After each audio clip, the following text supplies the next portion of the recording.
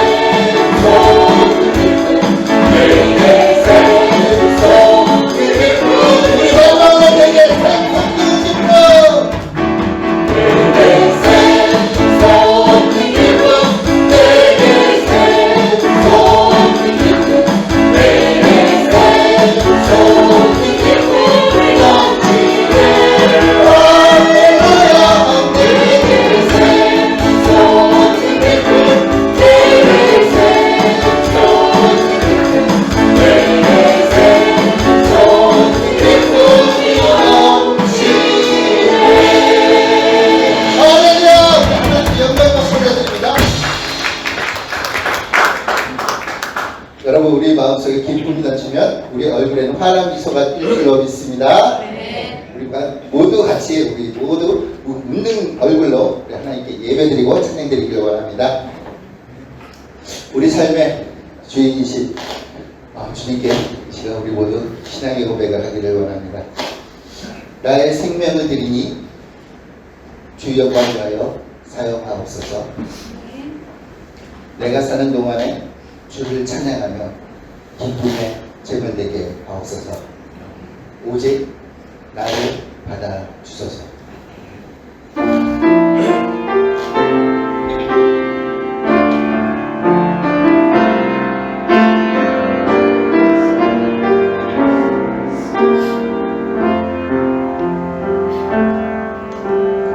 나의 모습 나의 소유 주님 앞에 모두 드립니다. 모든 아픔 모든 기쁨 내 모든 눈물 받아주소서. 다시 한번 고백합니다. 나의 모습 나의 소유 주님 앞에 모두 드립니다. 모든 아픔 모든 기쁨 내 모든 눈물 받아주소서.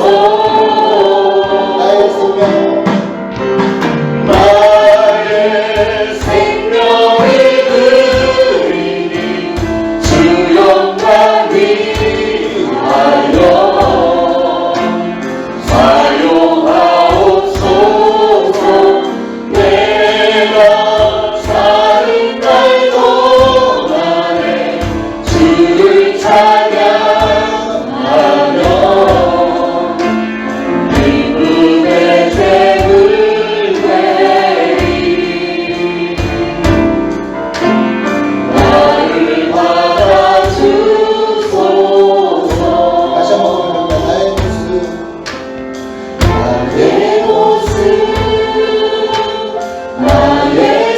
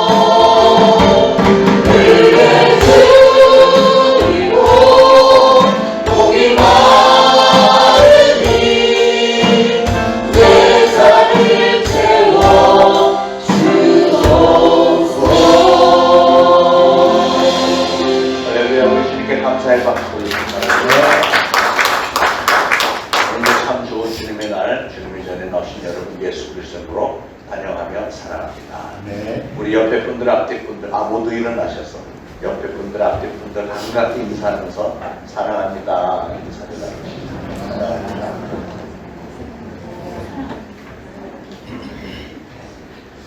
자, 우리 함께 걸어요.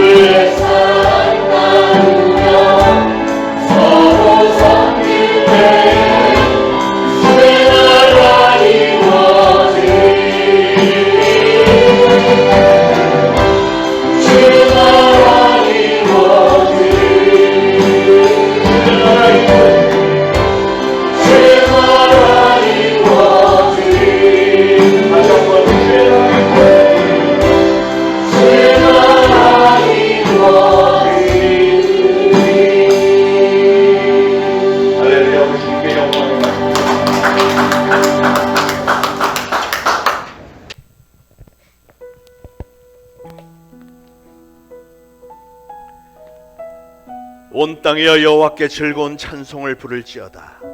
기쁨으로 여호와를 섬기며 노래하면서 그의 앞에 나아갈지어다. 여호와가 우리 하나님이신 줄 너희는 알지어다.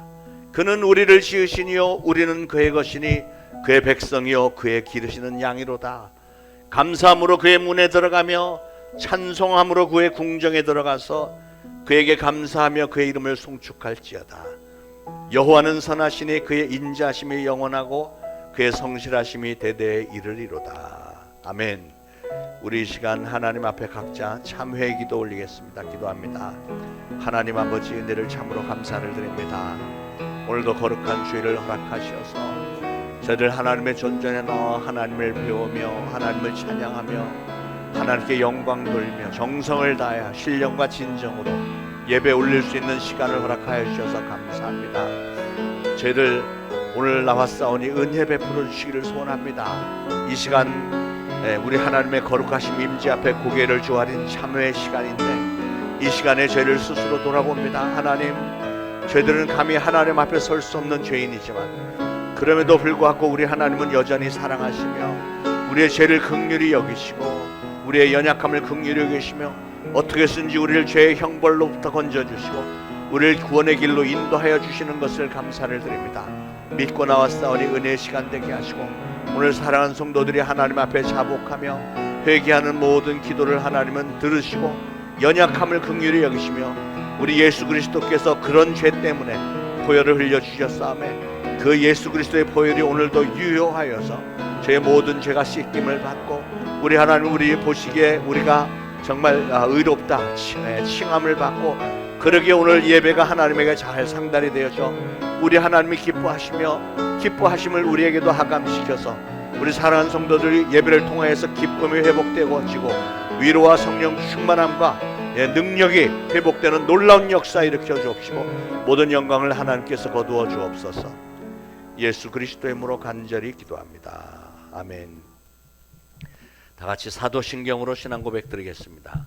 전능하사 천지를 만드신 하나님 아버지를 내가 믿사오며 그 외아들 우리 주 예수 그리스도를 믿사오니 이는 성령으로 잉태하사 동정녀 마리아에게 나시고 본디오 빌라도에게 고난을 받으사 십자가에 못 박혀 죽으시고 장사한 지 사흘 만에 죽은 자 가운데서 다시 살아나시며 하늘에 오르사 전능하신 하나님 우편에 앉아 계시다가 죄리로서 산 자와 죽은 자를 심판하러 오시리라. 성령을 믿사오며 거룩한 공회와 성도가 서로 교통하는 것과 죄를 사하여 주시는 것과 몸이 다시 사는 것과 영원히 사는 것을 믿사옵나이다. 아멘. 모두 착석하시고 함께 기도하시겠습니다. 전지전능하시고 거룩하신 하나님 아버지, 온전히 하나님을 믿고 의지하며 감사와 영광을 올려드리옵나이다. 지난 한 주도 주님이 주신 많은 선물들을 마음껏 누리며 살다가 오늘 이 시간 정성으로 예배드릴 수 있도록 인도하시니 또한 감사드리옵나이다. 그러나 모든 것이 하나님의 사랑과 은혜로 살아왔건만 세상 일 때문에 하나님께 더 가까이 다가가려고 노력했지만 그렇게 하지 못했음을 고백합니다. 또한 살면서 이 모양 저 모양으로 많은 죄를 지었음을 이 시간 고백하고 회개하오니 예수님의 보혈로 저희들을 깨끗이 씻어 주시옵소서. 예수님의 피로 무장할 때 악한 영이 틈타지 못하도록 인도하시고 하나님의 선하시고 기뻐하시고 온전한 뜻이 무엇인지 분별하며 살아가는 믿음의 자녀가 되게 하옵소서. 사랑이 많으신 하나님 아버지, 우리나라를 위해 기도합니다. 죄악에 빠져있는 우리나라를 긍휼히 여기시어 용서하옵시며 이 모든 환난에서 속히 벗어나 주님의 뜻을 이루는 귀한 나라 되게 하옵소서.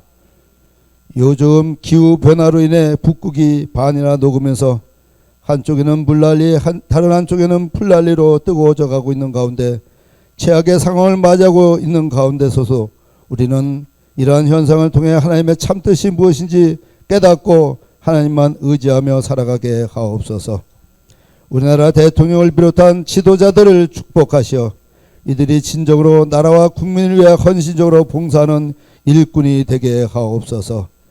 지난 일들을 살펴볼 적에 지도자 한 명을 인해 국민들이 목숨을 앗아갔고 또한 나라를 잃고 잃어버린 나라를 되찾기 위해 엄청난 노력을 하였는 바 이제는 똑같은 잘못을 되풀이하지 말고 이에 미리 대처해 나갈 수 있도록 우리가 하나로 뭉칠 수 있는 지혜를 주님 부어 주시옵소서.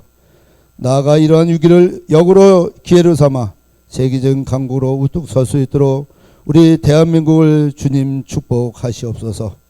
거룩하신 하나님 아버지, 교회를 위해 기도합니다. 우리 초대신앙교회가 지금까지 어려운 가운데 위기를 슬기롭게 극복하고 힘차게 달려오도록 인도하심에 감사드립니다.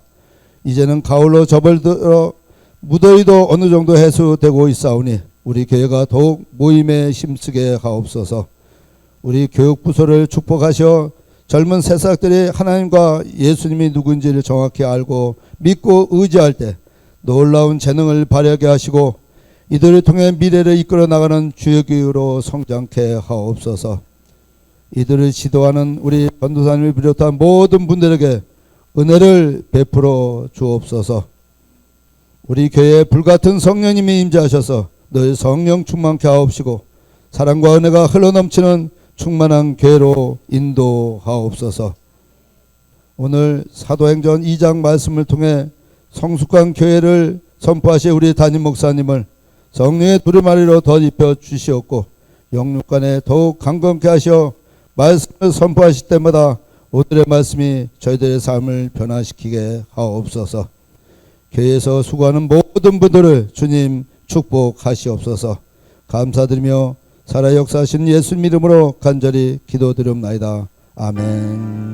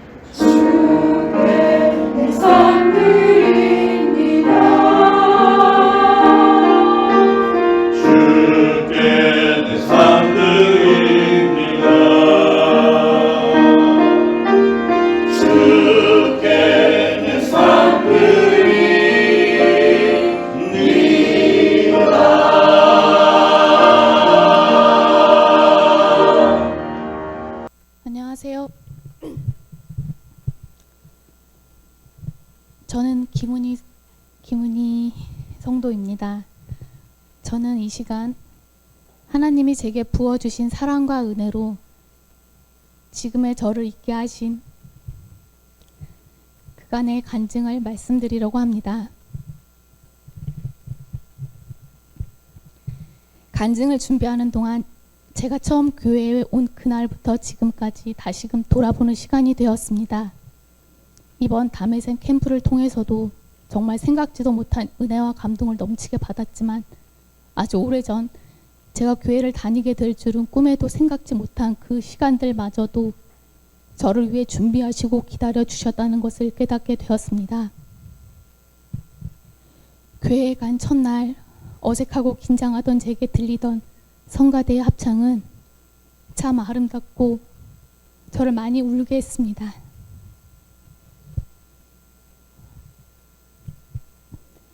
그때는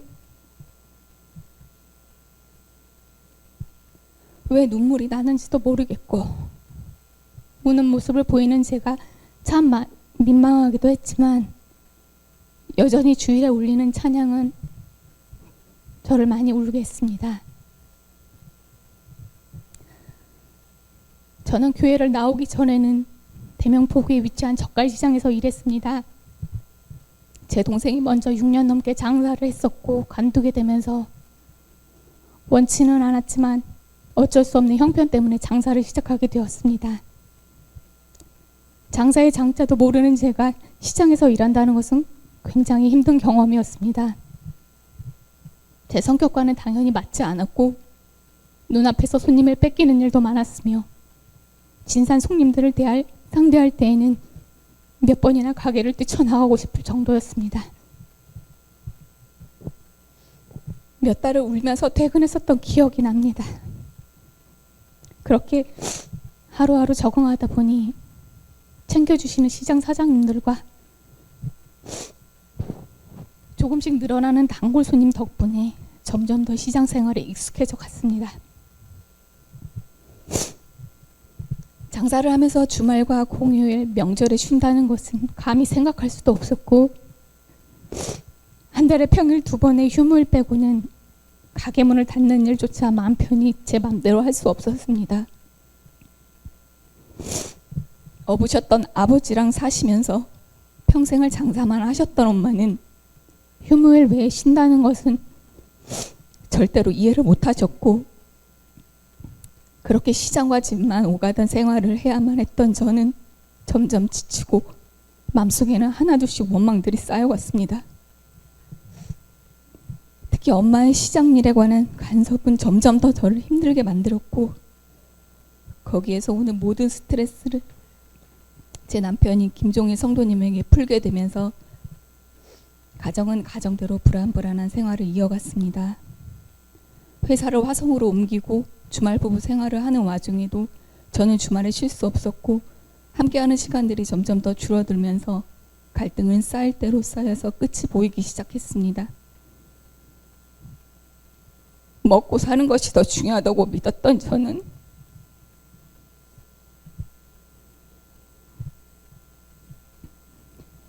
힘들다고 몇 번이나 애원했던 김종일 성도님을 외면한 채 그저 나를 힘들게 하는 또 한 명의 사람이라 생각했던 것 같습니다.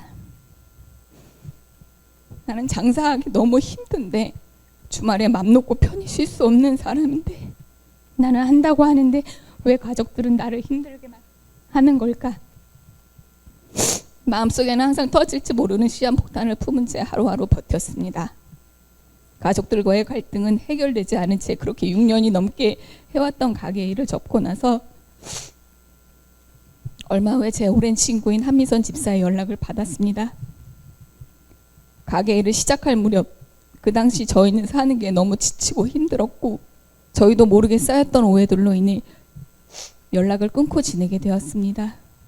아무리 세월이 지나도 마음속의 힘듦은 줄어들지 않았고 제 안에 있는 힘듦을 덜어내고자 한미선 집사를 만났지만 6년이 넘는 세월이 무색할 정도로 바로 엊그제 만난 것처럼 그간의 오해들을 조금씩 풀어냈고 떨어져 있던 그 시간 동안 많이 아프고 힘들었으며 그 힘들었던 시간들을 초대신앙교회를 통해 회복할 수 있었다는 얘기를 듣게 되었습니다.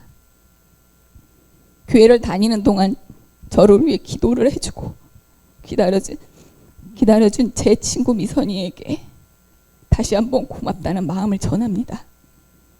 한미선 집사와 김용훈 집사의 권유로 도윤이와 교회에 나오게 됐습니다. 제 힘듦을 좀 내려놓길 바랬던 친구의 마음도 있었고, 그 당시 저는 결혼 생활 중 가장 힘든 시간을 버티고 있던 터라 생각 끝에 교회에 나가기로 마음 먹었습니다. 그저 울고만 와도 좋았고, 하나님께서 저를 위로하시고 사랑한다는 말씀과 찬양은 지금까지도 저를 울게 하십니다. 김종래 성도님은 어릴 때부터 시부모님과 함께 교회를 다녔었지만 교회로 인한 상처로 신앙생활을 멈춘 지 오래였고, 시부모님 또한 교회에 나가시지 않으셨지만 항상 믿음 안에서 사셨습니다. 항상 부족한 저를 예뻐해 주시고 사랑해 주시며 끝까지 저를 놓지 않으셨던 고마우신 아버님, 어머님, 두 분의 사랑과 헌신, 자식을 위한 기도는 하나님이 저를 얼마나 사랑하시는지를 보여주시는 은혜 중에 하나임을 분명히 압니다. 저란 사람은 절대 변하지 않을 거라 말했었던 김종일 성도님은 제가 교회 나가고부터 얼마 후 함께 교회에 가기를 원했고, 그날 이후부터 지금까지 함께하고 있습니다.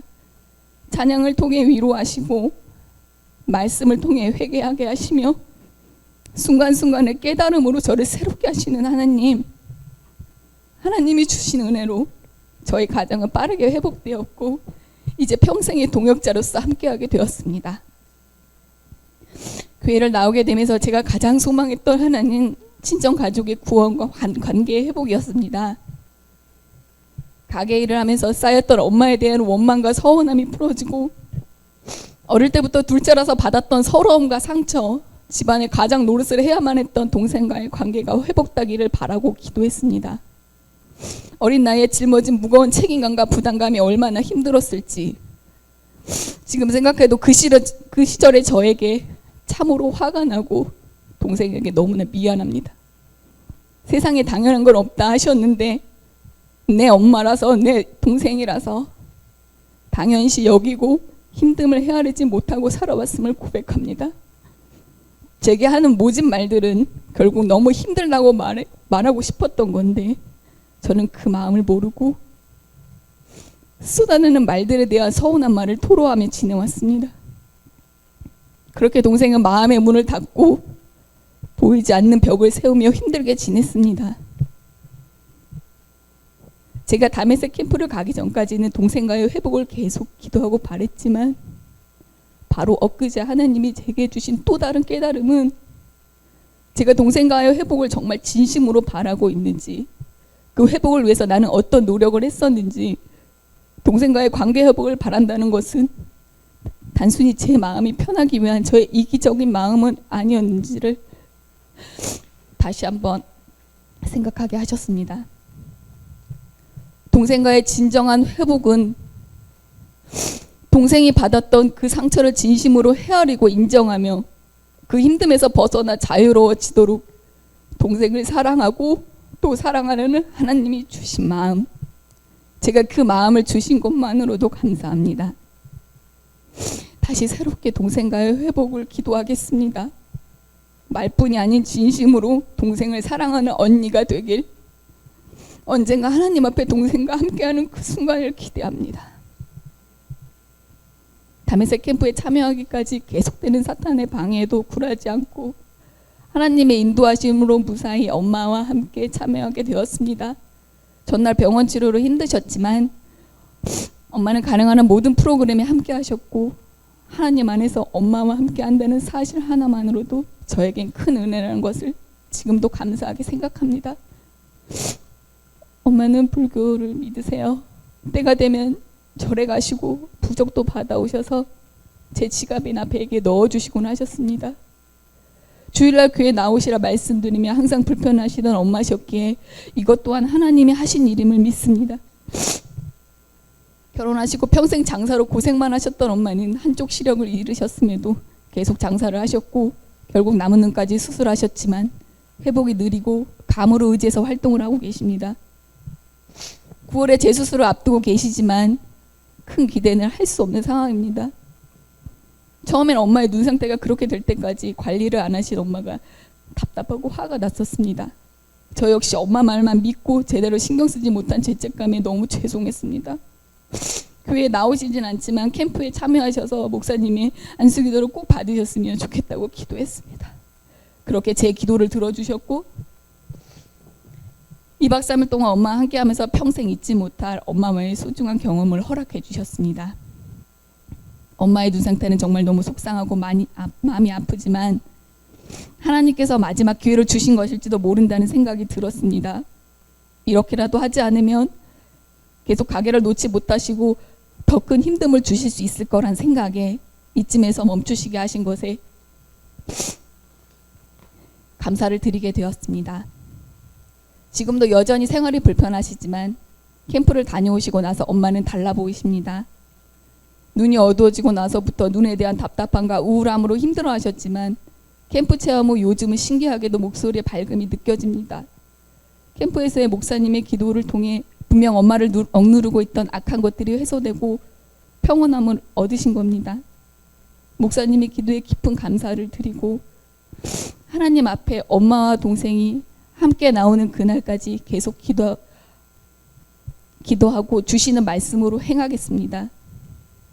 마지막 날 찍은 단체 사진 속에서 활짝 웃고 계시는 엄마를 볼 때 참 기쁘고 행복합니다.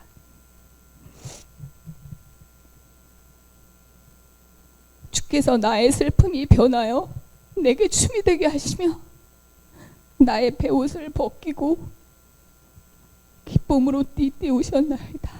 아멘. 담에색 캠프를 통해서 하나님이 얼마나 우리를 사랑하시는지 그 크신 사랑과 섬김을 진심으로 느끼고 배웠습니다. 저 또한 섬기는 자로서의 삶을 배우고 따르도록 노력하겠습니다. 저를 위해 준비하시고 기다려주신 하나님 은혜에 진심으로 감사드립니다. 캠프를 통해 하나님의 사랑과 섬김을 손수 보여주시고 애써주신 모든 분들에게도 진심으로 다시 한번 감사를 드립니다. 감사합니다. 감사합니다. 자, 오늘 주시는 말씀 보겠습니다. 사도행전 2장 42절로 47절까지 우리 다 같이 한 목소리로 봉독하시겠습니다. 그들이 사도의 가르침을 받아 서로 교제하고 떡을 떼며 오로지 기도하기를 힘쓰니라.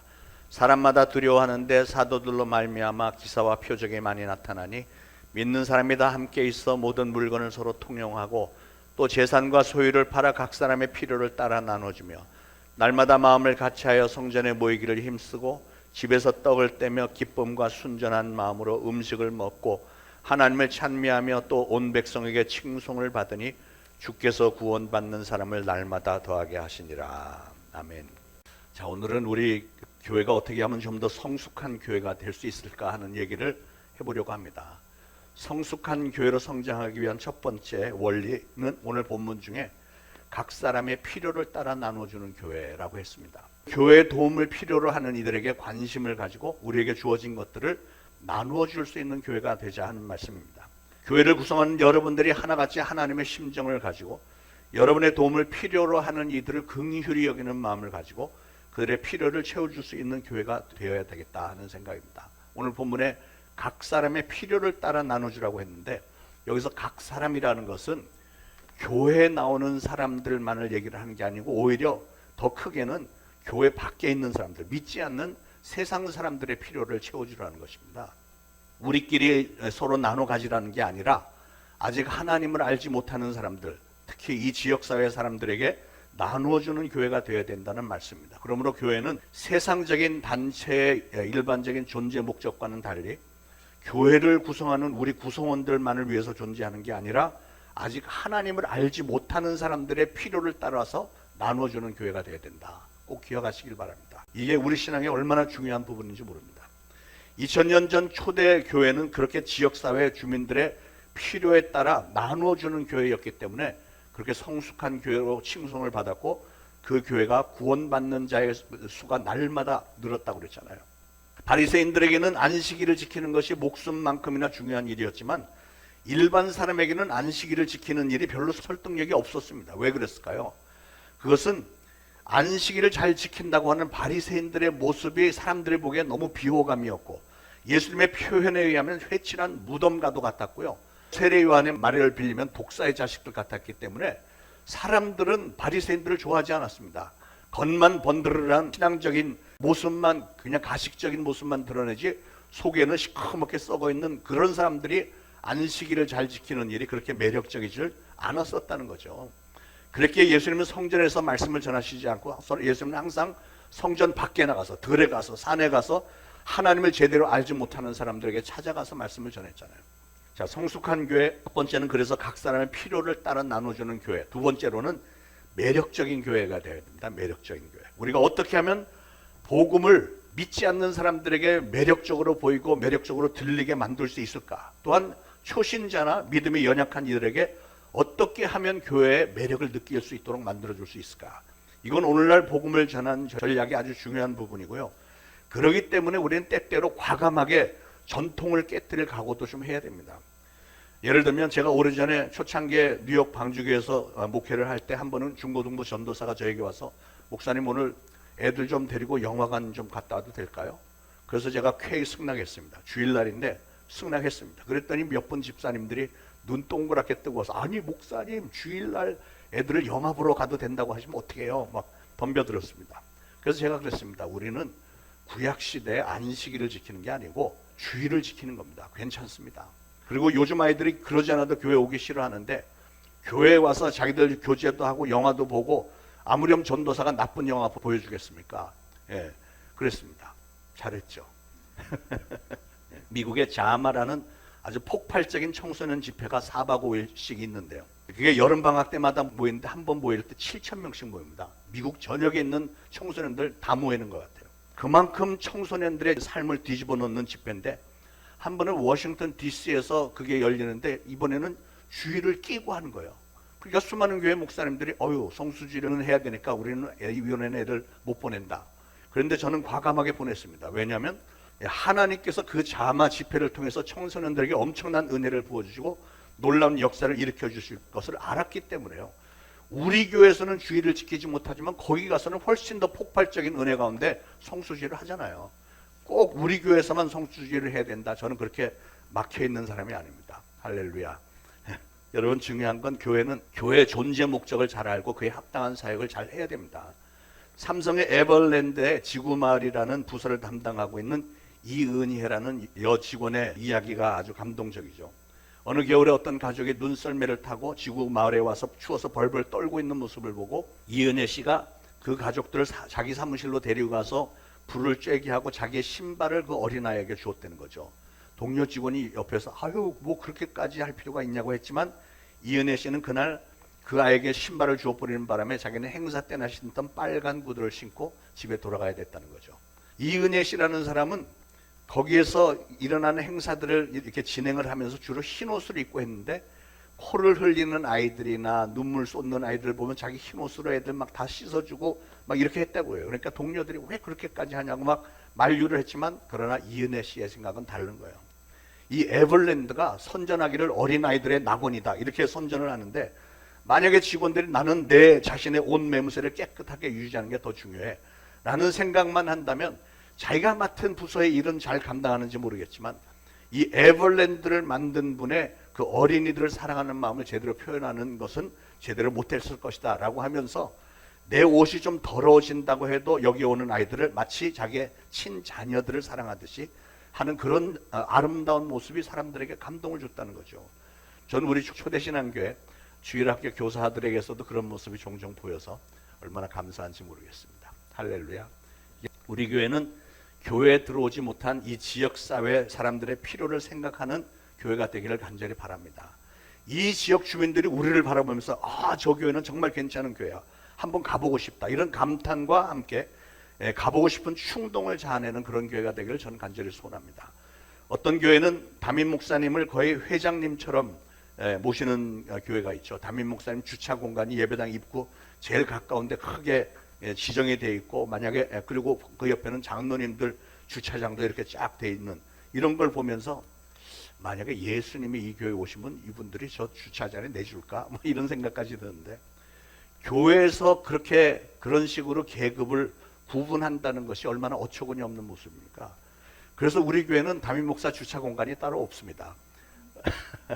먼저 오는 분들이 제일 좋은 자리 차지하는 그런 제도입니다만. 자, 세 번째로 성숙한 교회는 자기 자신의 짐을 기꺼이 다 지고 오는 교회라 해야 됩니다. 예수님이 너희들 무거운 짐들, 죄짐들은 전부 다 집에다 놓고 와라. 예수님 그러신 적이 있나요? 없죠. 마태복음 11장 28절에 예수님은 수고하고 무거운 짐진 자들아 다 내게로 오라. 내가 너희를 쉬게 하리라 이렇게 말씀하셨잖아요. 그 말씀은 너희가 지고 있는 모든 짐을 다 갖고 와서 나한테 내려놔라 그 뜻이잖아요. 우리 예수님은 여러분이 무슨 특별하고 깨끗한 의인이 되어서 교회에 나오라고 말씀하신 적이 없습니다. 그냥 있는 모습 그대로, 상처받은 심령 그대로, 무거운 짐을 진 그대로 하나님 앞에 나오라고 하시는 거예요. 있는 모습 그대로, 있는 모습 그대로, 있는 모습 그대로 오시오. 하나님은 당신이 있는 모습 그대로, 있는 모습 그대로 나오길 원하십니다. 아멘. 어떤 큰 교회 주차장 구석에 공간을 하나 지어놨는데 그 문 위에 커다랗게 흡연실 이렇게 써놓은 교회에 가봤었습니다. 그래서 왜 그런 착상을 했냐니까 그 교회 부인들이 자기 남편이 교회 좀 나왔으면 좋겠는데 남편들이 하는 말이 야, 내가 담배 피는 사람이 어떻게 교회 가냐? 그리고 예배 중에 담배 피우고 싶으면 뭐 들락날락 해야 되는데 그 참기 힘들어서 교회 안 나간다. 예. 그래서 그 교회는 아니다. 담배를 피면서라도 교회 와라. 우리는 당신들을 환영한다. 담배는 나중에 믿음이 성장하고 저 초대신앙교회에서 하는 담배세계 만남 캠프 보내면 다 끊을 수 있다. 예. 담배 피운다고 해서 주님 앞에 안 나오면 주님이 얼마나 안타까워 하시겠느냐. 그냥 있는 모습 그대로 우리 주님은 무거운 짐 지고 그냥 나오라고 했잖아. 예. 그런 주장에서 그걸 보면서 야, 정말 주님의 심정이 진짜 그렇겠구나 이런 생각을 했습니다. 혹시 여러분 중에 술, 담배뿐만이 아니라 마약을 하는 분이 있다고 하죠. 설령 어떤 살인을 한 사람이랄지라도 그럼에도 그분이 교회는 나와야 되지 않겠습니까? 그게 아니라면 그런 사람은 모두가 다 평생 감옥에 들어가 있는 게 주님이 원하시는 일이겠습니까? 그런 모습으로라도 나와서 온전히 살아보려고 애쓰는 모습을 우리 주님이 기뻐하시지 않겠느냐고요. 만약에 하나님께서 너희 중에 의로운 사람만 교회에 나올 수 있다. 그러면 이 자리에 나올 수 있는 사람이 있을까요? 저도 여기 서 있을 수 없을 것입니다. 단지 우리는 주님 앞에 나올 때 겸손한 자세로 주님, 저는 감히 주님 앞에 나올 수 없는 자이지만 오늘도 믿음으로 나왔사오니 저를 있는 모습 그대로 받아주세요. 그렇게 고백할 수 있다면 그게 바로 우리 주님이 원하신 것 아니겠어요? 의롭게 산다고 자부했던 바리새인보다도 저 성전 구석에서 고개에 푹 떨구고 앉아서 가슴을 치면서 저는 죄인입니다 했던 애통했던 그 세리를 우리 예수님이 훨씬 더 좋게 평가하셨잖아요. 어떤 부모들은 자기 자녀들 공부 잘한다고 늘 자랑했었는데 얘가 대학에 떨어져서 창피하다고 다른 교회로 가버린다는데 교회는 그런 곳이 아니잖아요. 그냥 그런 모습 그대로 나와서 하나님의 위로를 받고 새로운 힘과 새로운 꿈을 받아서 우리 하나님이 기뻐하시는 길을 열심히 달리겠다 이렇게 해줄 수 있는 곳이 그게 교회잖아요. 깨어진 가정에 대한 아픔을 부끄럽다고 피하는 게 교회가 아니고요. 가정 문제가 다 치유된 다음에야 나오는 것이 교회가 아니고 그런 아픔, 그런 모습, 있는 모습 그대로 그냥 교회에 나와서 위로받고 새로운 소망을 얻는 곳이 바로 교회가 아니냐 말입니다. 아무리 무거운 짐을 진 사람들이라도 선뜻 발을 들여놓고 주님, 저의 짐을 주님의 앞에 내려놓습니다. 저의 죄짐을 좀 받아주세요. 간절히 매달리면서 기도할 수 있는 그런 교회가 되어야 되지 않겠습니까? 그러므로 사랑하는 여러분, 혹시나 해서 제가 좀 여러분에게 당부를 드립니다. 교회는 무거운 짐, 어떠한 죄를 지고서라도 나올 수 있는 곳이라야 됩니다. 그러므로 앞으로 어떤 사람이 우리 교회에 들어온다 할지라도 아유 담배 냄새 뭐 이러면서 이상한 표정들 짓고 이러지 마시고 정말 그 어떤 분들이라도 환영해 주시기를 주님의 이름으로 부탁을 드립니다. 혹시 여러분의 부모님을 죽인 원수가 들어온다 할지라도요, 주님의 심정으로 그분을 환영할 수 있는 성숙한 성도님들이 되어주시기를 부탁을 드립니다. 제가 지난 주일에 손양원 목사님 얘기도 해드렸잖아요. 예수님이 십자가에 달려 돌아가실 때 한 강도가 주님 당신의 나라에 임할 때 저를 기억해 주소서 이렇게 부탁을 했을 때 예수님이 뭐라고 했죠? 오늘 밤 네가 나와 함께 낙원에 있으리라. 이렇게 그 죄를 용서를 하시고 낙원으로 데리고 가신 사건이 기억하시잖아요. 우리는 그 사건을 대할 때 굉장히 감동적으로 생각을 합니다. 하나님은 정말 살인자까지도 그렇게 믿음으로 간구할 때 용서해 주시고 구원해 주셨어. 감동을 하는데, 그런데 정작 여러분은 강도에게 그렇게 관대할 수 있으신지요? 여러분의 원수가 만약에 이 예배당에 나와서 여러분에게 지은 죄를 용서받는 것에 대해서 여러분은 그것을 환영하면서 기뻐할 수 있겠습니까? 대부분은 그렇게 관대하지 않더라고요.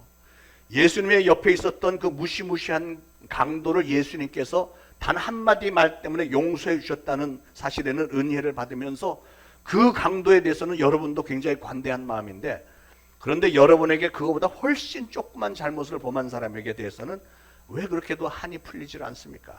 이제 우리는 조금 더 성숙해지기를 바랍니다. 아무리 큰 잘못이 있는 사람이라 할지라도 회개하겠다고 하나님 앞에 두 손 들고 나올 때 우리 역시도 두 손을 들고 그분을 환영할 수 있는 그런 성숙한 교회, 그런 성숙한 성도님들이 되어주시기를 주님의 이름으로 부탁합니다. 네 번째로 성숙한 교회는 환경을 넘어서는 교회입니다.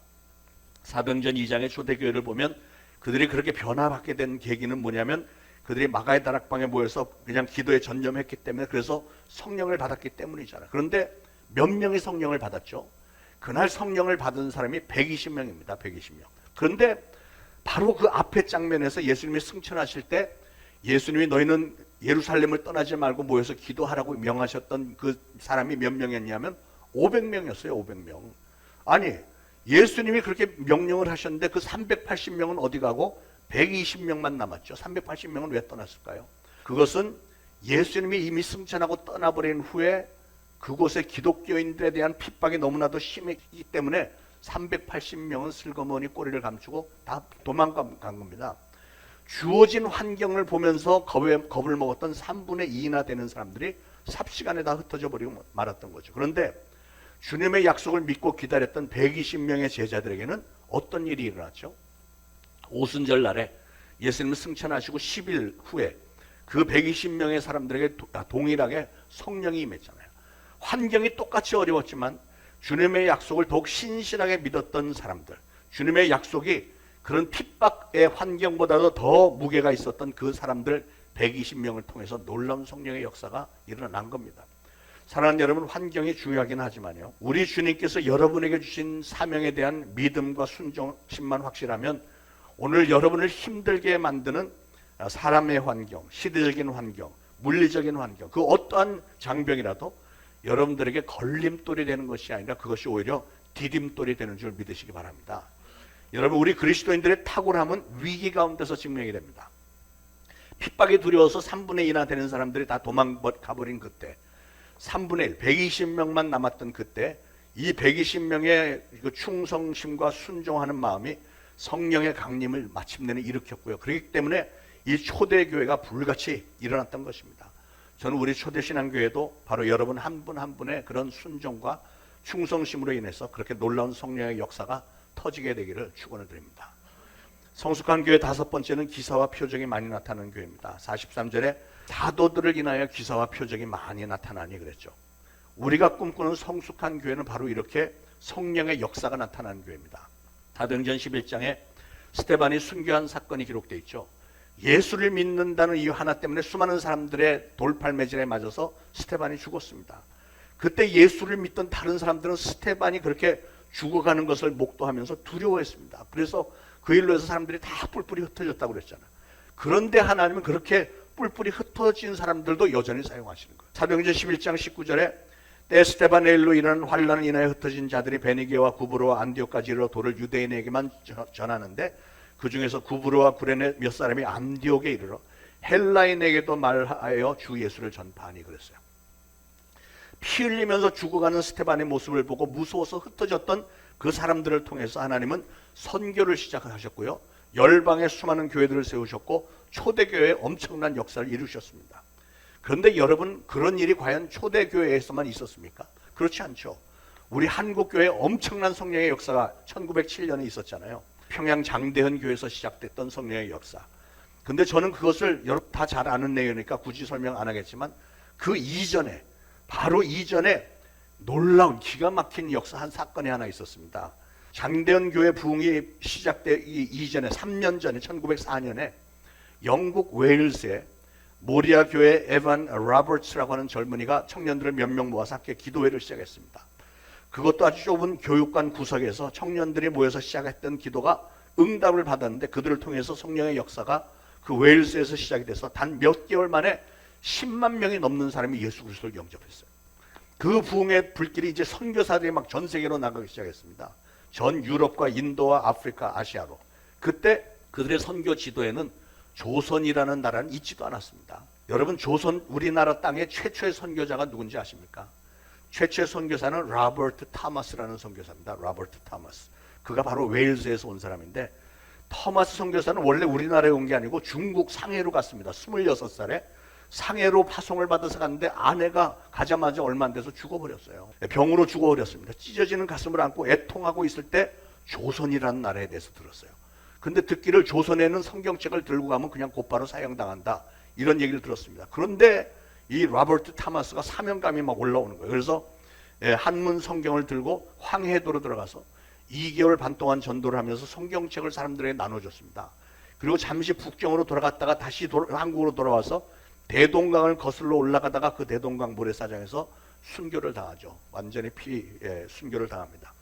그때 토마스 선교사를 죽였던 사람이 박춘권이라는 사람인데, 토마스 선교사가 죽으면서 박춘권에게 성경책을 한 권을 줬습니다. 여러분, 이 박춘권에게 어떤 일이 벌어졌는지 아십니까? 기가 막힌 일이 벌어졌어요. 마치 스테반을 죽였던 자리에 사울이 있었고 하나님 그 사울을 사도 바울로 변화시켜서 사용하셨던 것처럼 이 토마스 선교사를 죽였던 박춘권이라는 사람이 이 토마스 선교사로부터 받은 이 성경책을 참으로 아이러니하게도 이 사람이 관심을 가지고 읽기 시작한 거예요.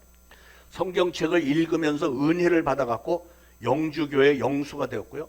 요즘으로 말하면 뭐 거의 담임 목사 수준이 됐고, 그의 조카 이영태라는 사람은 레이놀즈라는 선교사가 성경을 우리말로 번역하는 일을 돕는 사람입니다. 이게 우연입니까? 절대로 우연이 아니죠. 마치 사울이 사도 바울 됐던 것처럼 하나님이 역사하신 거예요. 토마스가 죽어가면서 그때 또 12살 먹은 최치량이라는 소년이 있었는데, 그 소년에게 성경책을 3권을 건네줬더니 이 어린아이가 이걸 뭘 해야 될지 몰라서 이거를 박영식이라는 사람에게 주었습니다. 박영식은 성경 3권을 가지고 이걸 뭐 할까 보니까 펼쳐보니까 종이가 질이 좋은 거예요. 종이가 우리나라 종이가 현찬할 때 질이 좋은데 보니까 한쪽만 프린트가 됐고 뒷면은 깨끗해. 그래갖고 이걸 다 뜯어갖고 자기 집 벽을 이렇게 다 도배를 했다는 거예요. 했는데 그 집이 평양의 최초의 교회 널다리교회 교회가 됐고요. 널다리교회 교회. 더 기가 막힌 사실은 그 교회가 얼마 후에 이름을 바꾸는데 장대지 교회라고 이름이 바뀌었고, 이 교회가 바로 1907년 한국의 엄청난 부흥의 역사의 시발점이었던 장대현 교회의 전신이라는 사실. 기가 막히잖아요. 소름 끼치지 않습니까? 그러니까 최초의 선교사가 죽어가면서 전해준 성경책을 찢어서 도배를 했던 그 집이 한국 교회 부흥의 시발점이었던 장대현 교회가 됐다. 구스범스, 막 소름이 막 이렇게 돋는 거야. 여러분, 순교에 피가 뿌려졌을 때 더 이상 별다른 일이 일어날 것 같지 않았지만 하나님은 그 순교의 피 위에 놀라운 부흥의 역사를 일으켜 주셨습니다. 그래서 오늘날 한국교회가 이렇게 생긴 거예요. 여러분, 하나님은 살아계신 줄 믿으시기 바랍니다. 제가 오늘 여러분에게 부흥에 대한 비전과 성령에 대한 비전과 우리 교회 꿈에 대한 비전을 전하면서 제 마음속에 끌어오는 기도가 있어요. 그게 뭐냐면, 하나님, 우리의 힘을 통해서가 아니라 우리를 위해서 피 흘리신 예수 그리스도의 보혈의 능력을 통해서 하나님의 꿈을 이루시고 부흥의 역사를 일으켜 주시기를 소원합니다. 이 시대를 움직이고 교회를 새롭게 갱신할 수 있는 새로운 부흥의 시발점이 우리 초대 신앙교회에서 일어날 수 있도록 성령님 역사해 주세요. 우리 기독교 역사에 남을 만한 새로운 성령의 역사가 우리 교회 안에 일어나기를 간절히 소원합니다. 이 자리에서 기도하는 모든 이들을 통해서 엄청난 믿음의 사건, 성령의 역사들이 일어나게 해주세요. 그런 부푼 마음을 저에게 주셨습니다. 저는 여러분도 저와 함께 우리 초대신앙교회를 향한 꿈을 같이 꾸시고 그 꿈을 하나씩 하나씩 세워나가는 일에 적극적으로 동참하심으로 이제 주님 오실 날 얼마 남지 않은 이 시점에 우리 주님으로부터 많은 칭찬과 상급을 받을 만한 귀한 열매들, 신앙의 열매들 많이 맺을 수 있게 되기를 예수 그리스도의 축원을 드립니다. 기도하겠습니다. 하나님 오늘 말씀 감사합니다. 저희들 오늘 말씀에 근거하여 오늘 우리를 세워주시는 하나님의 비전 잘 이해하고 깨닫고 실천을 해서 저희들의 수고와 정성과 희생이 헛되지 않도록 역사해 주옵소서.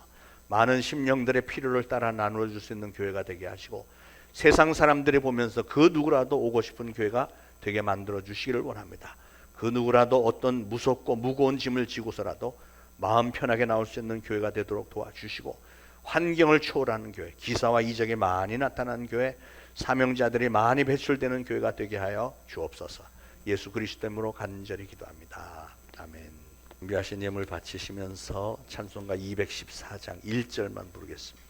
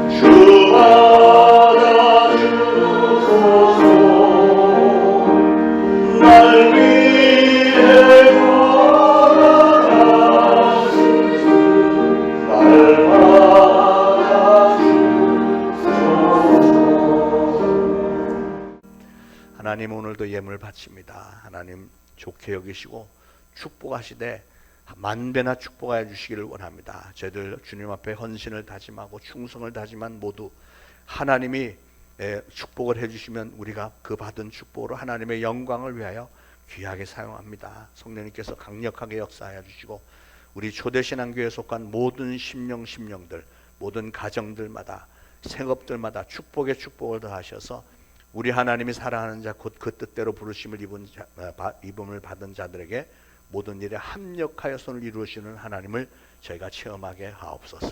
예수 그리스도 이름으로 간절히 기도합니다. 아멘. 자, 교회 소식. 우리 필리핀 다메섹 캠프 1월 22일로 잡혔는데 제가 지난주에 봤을 때는 가격이 되게 쌌었는데 갑자기 엄청나게 오르기 시작했어요. 그래서 그래도 이게 어떤 요일에 따라서 바뀔 수 있으니까 여러분 지금부터 마음 정하시고 10월 말까지 여러분이 마음 정하시고 회비를 내시고 여권 사진 찍어서 저에게 보내주시면 비행기 싹스를 제일 싼 날에 한꺼번에 이렇게 좀 사도록 하겠습니다. 이게 비행기 싹스에 따라 우리가 가는 인구가 많기 때문에 우리가 보통 35명에서 40명 이렇게 가거든요. 그러니까 이게 10,000원만 차이가 나도 상당히 큽니다. 그러니까 정하시는 분들은 그렇게 하시고 만약에 10월 말까지 정하지 못하시는 분은 여러분 각자가 알아서 비행기표 사시고 나중에 갈 때 그리고 회비는 30만 원만 내면 됩니다. 그래도 미리 정하시고 하는 게 훨씬 교회적으로도 훨씬 좋을 것 같습니다. 오늘부터 노방전도 합니까? 네, 하고요. 오늘 우리 노회 총대 모임이 있어서 제가 오늘 하남에 좀 가봐야 됩니다. 우리 주방 봉사 하실 분이 필요합니다. 주방 봉사 일부 예배 드리고 일부 예배 끝나고 나서부터 우리 최지옥 권사님 도우셔서 주방에서 이것저것 도와주실 분이 한 분이 필요하다고 하니까 좀 자원하시는 분이 빨리 나오면 좋겠고 자원하시는 분이 없으면 그때까지는 우리 구역별로 돌아가면서 지금 청소하고 있는데 각 구역별로 순서되는 주에 한 명씩 차출해서 일부 예배 드리고 그 예배 끝나고 나서부터는 주방 봉사해 주시는 걸로 그렇게 해 주시기를 주님의 이름으로 부탁합니다. 자, 수요 기도 모임을 하기로 했습니다. 우리 조경자 권사님이 이번 수요일부터 오전 10시에 모여서 나라와 교회 이웃 문제를 놓고 기도 모임도 가지고 기도회 한 후에 또 실천해서 또 어떤 봉사 활동도 좀 하고 이렇게 하겠다고 하니까 많이들 동참하시기 바랍니다. 자, 모두 일어나셔서 445장 1절만 부르시고 축도 예배 마치겠습니다.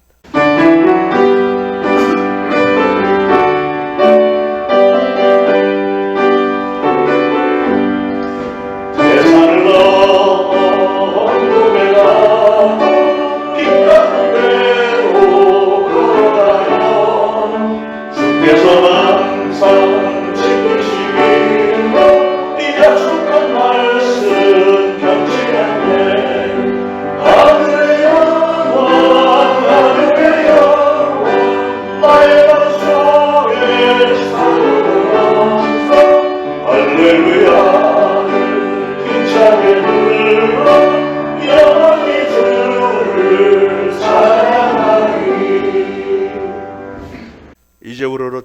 없기는 우리 구주 예수 그리스도의 무한하신 은혜와 하나님 아버지의 극진하신 사랑과 성령님의 감동, 감화, 교통, 위로하심이 오늘 이 거룩한 주일에 주님의 전에 나와 예배드리고 오늘 주신 말씀을 마음에 잘 새기고 이제 보내심을 받는 그곳 가정과 이웃과 직장 사업장에서 예수 그리스도를 증거하는 사명을 잘 감당하겠노라 다짐하는 모든 성도들 머리 위에 이제로부터 영원토록 항상 함께 있을지어다. 아멘.